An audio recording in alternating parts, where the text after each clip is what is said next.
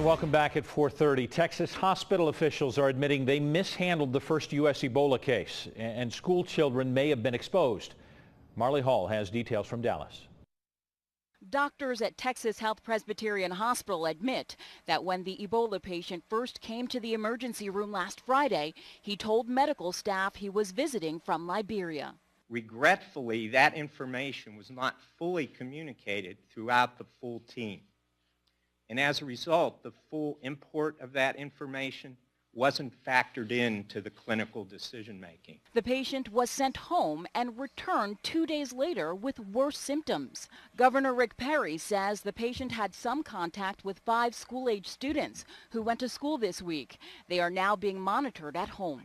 This is a disease that is not airborne and is substantially more difficult to contract than the common cold.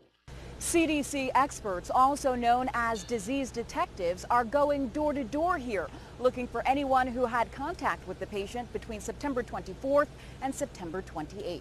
The patient left Liberia almost 2 weeks ago, where an Ebola epidemic has killed thousands. He was apparently symptom-free, testing negative for a fever at the airport. A Dallas City spokesperson says the patient was throwing up when an ambulance took him to the hospital earlier this week. 3 paramedics who treated him are not sick, but are confined to home and being monitored for symptoms. The ambulance is now out of service for decontamination.